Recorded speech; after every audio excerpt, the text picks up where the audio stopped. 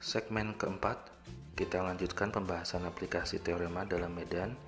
Setelah di segmen-segmen sebelumnya kita membahas teorema divergensi dan teorema Stokes, di sini kita akan coba tunjukkan salah satu aplikasinya untuk teorema Stokes untuk pembahasan hukum ampere yang biasanya berkaitan dengan medan B. Ini di sini berkaitan dengan medan magnetik. Jadi di sini akan ada pembahasan atau aplikasi dari teorema Stokes. Baik, ini adalah ilustrasi yang kita sudah tunjukkan di slide sebelumnya, di mana di sini menunjukkan curl yang ada di dalam suatu permukaan, dan di sini adalah lintasan atau keliling yang membatasi permukaan tersebut. Dan di sini kita punya arah vektornya, dan ini biasanya berkaitan dengan bentuk yang seperti ini juga. Ini adalah DL untuk lintasan tertutup, atau ini loop kecil juga bisa jadi tinjauan. Dan di sini ada normal dari elemen permukaan .dA.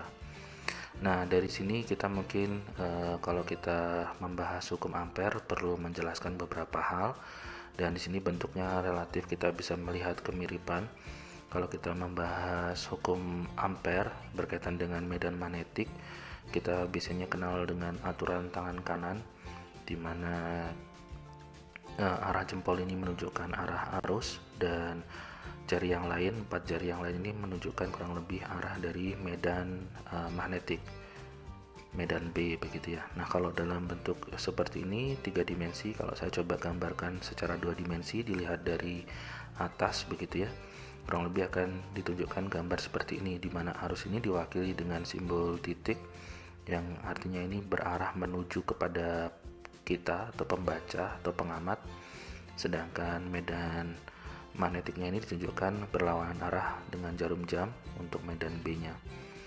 Nah, untuk kasus ini, untuk kawat lurusnya itu tak hingga, panjang tak hingga, ini berlaku untuk persamaan B sama dengan mu0 I per 2 ps. Jadi medan magnetik dari suatu kawat lurus tak hingga, secara sekilas kita bisa melihat bahwa medan ini memiliki curl, ya kurang lebih seperti ini. Nah, tinjauannya nanti kita akan butuh suatu permukaan. Kalau di dalam teorema divergensi kita membahas hukum Gauss, kita ada istilahnya Gaussian surface atau permukaan Gaussian. Dan di sini kita mungkin menyebutnya ada Amperian loop atau loop ampere. Nah, Amperian loop ini kurang lebih akan mewakili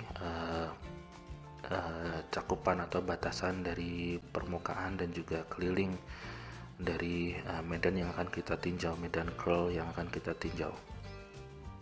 Nah, dari konteks ini kita bisa mendapatkan persamaan ini. Integral medan magnetik pada suatu lintasan melingkar dengan radius S dengan pusatnya adalah kawat berarus, kita bisa tunjukkan bahwa di sini kita punya integral tertutup. Nah, integral tertutup .dl ini pasti membutuhkan keliling atau lintasan tertutup. Ya, ini makanya kita sebut sebagai Amperian loop. Jadi misalkan kalau kita punya kawat arusnya berarah seperti ini, maka yang melingkupi ini seperti kita sebut sebagai Amperian loop. Dan di dalamnya ini pasti karena berkaitan dengan arus listrik, ada muatan yang bergerak, maka ini berkaitan dengan arah dari medan B. Di sini ada curl dari medan B. Maka kita bisa menghitung integralnya untuk ilustrasi yang ini sebagai integral tertutup medan B dl sama dengan kita bisa masukkan B-nya dari persamaan ini sebagai bentuk ini, dan kita akan bekerja sebagai integral tertutup dl karena di sini tidak ada komponen dari dl, maka ini bisa kita keluarkan. Dan selanjutnya kita akan menghasilkan atau kita bisa merubah tentu saja dl dengan transformasi koordinat sebagaimana pembahasan di hukum Gauss yang sebelumnya dA, di sini kita membahas dl.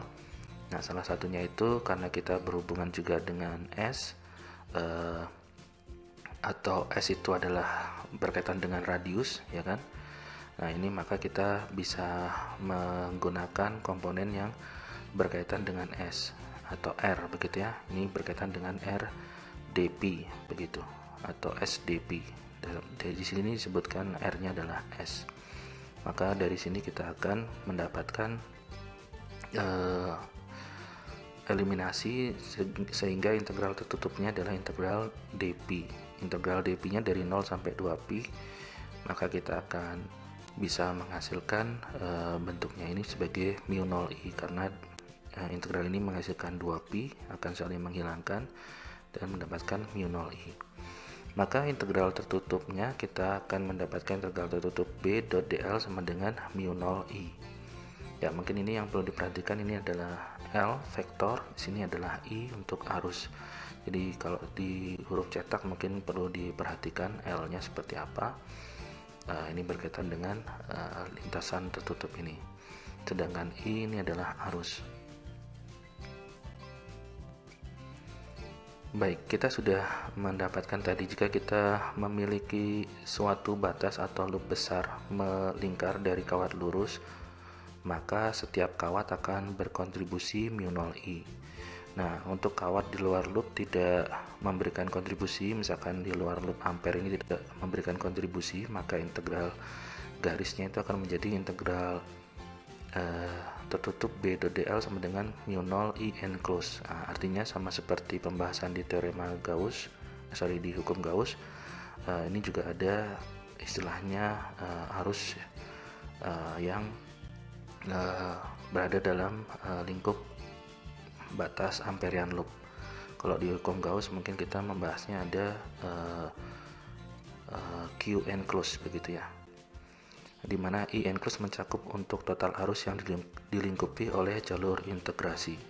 Nah, contohnya ilustrasinya misalkan kita punya amperian loopnya seperti ini. Kalau ada arusnya berarah seperti ini, ada kawat arahnya seperti ini, ada arus kawat berarus, ada I1, kemudian ada I2 di sini di luar, kemudian ada I3, kemudian ada I4. Maka yang kita hitung dalam batas integrasi ini hanya yang berada di dalam amperian loop, terutama jika kita pertimbangkan untuk kawat berarus di luar loopnya tidak memberikan kontribusi.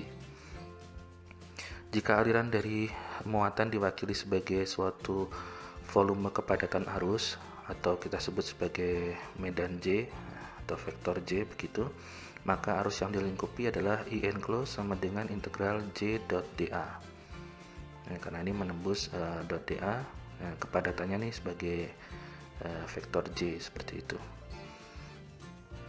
Nah, dengan menggunakan dua hal ini, maka sebelumnya kita sudah punya persamaan ini, maka kita akan mengaplikasikan teorema Stokes. Bentuk di ruas kiri ini hampir sama seperti ini, di mana ini fungsi medan B atau vektor B ini sama dengan vektor V di sini dot dl, maka bentuk ini akan sama seperti curl, jadi integral surface del cross B dot dA. Nah, sedangkan tadi kita sudah punya bentuk ini, maka mu 0 i enclosed ini sama seperti ini, kita gantikan dengan integral J dot dA. Nah, kalau kita perhatikan dari persamaan ini, ruas kiri dan ruas kanan ini sudah memiliki kesetaraan karena ada integral dan juga dA. Nah, dari bentuk ini kita bisa menuliskan secara lebih ringkas menjadi del cross B sama dengan mu 0J. Jadi berikut ini adalah salah satu contoh aplikasi teorema Stokes di medan ini kita bahas medan B. Demikian, terima kasih sudah menyimak sampai akhir. Semoga bermanfaat. Sampai jumpa di video selanjutnya.